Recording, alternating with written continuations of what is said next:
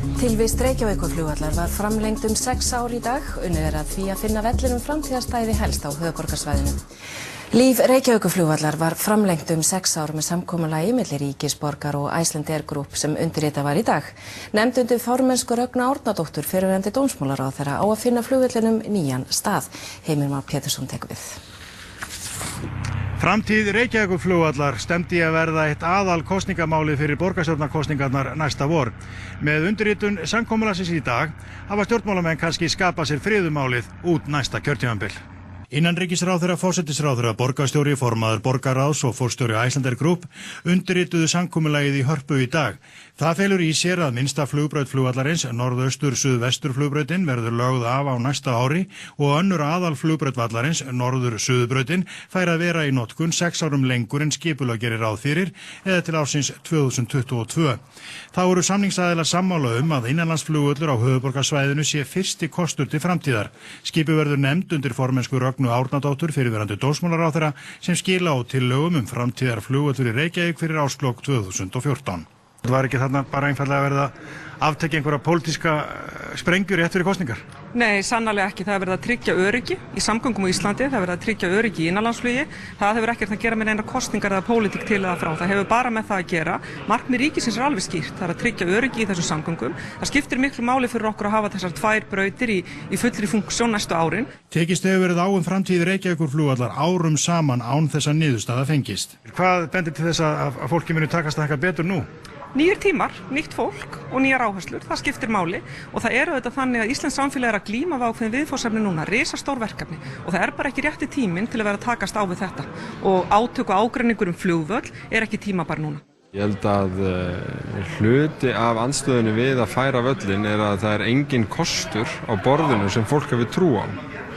Og þess vegna er andstæðan eðlileg, en leið og allir sem þurfa að koma að svona máli fari það af heilindum að finna bestu lausnir og þá er ég sannfærður að hún finnist.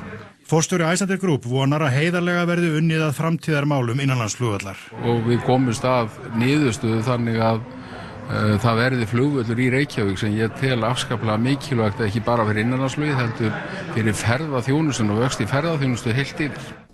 Reykjavíkurflugvöllur verður starfræktur í núverandi mynd í Vatnsmýri með 2 flugbrautum til ársins 2022. Ríkið, Reykjavíkurborg og Icelandair Group hafa sammælst þetta.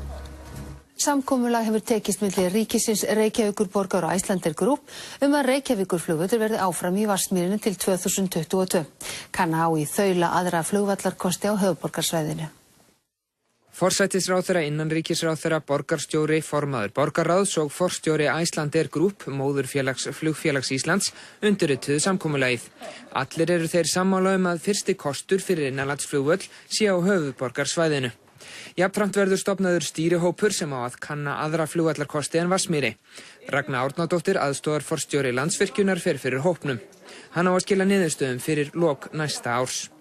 Norður-suður flugbraut Reykjavíkurflugvallar átti að hverfa af aðalskipulagi Reykjavíkur árið 2016, en samkvæmt samkomulaginu verður hún þar til ársins 2022 ásamt austur-vesturbrautinni.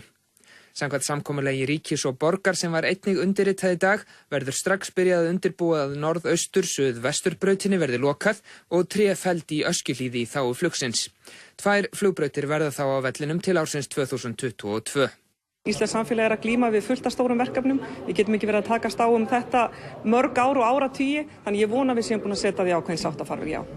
En er ekki einmitt verið bara að fresta þessari deilu enn sem hefur staðið mjög lengi?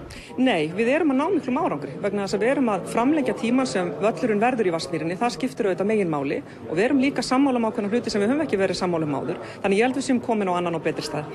Borgin er að koma til móts við áhyggjurnar en leið að fá því framgengt að máli fer í betri farveg. En eru menn ekki að slaka á dálítið mikið þeim breytingum sem að menn höfðu hugsað sér að gera á skipulagi? Við erum að slaka nokkuð en við teljum að þau markmið sem við setjum okkur í aðalskipulaginu náist enga síður og erum búin að fara yfir það á þessum vikum sem við höfum verið að vinna að þessu samkomulagi.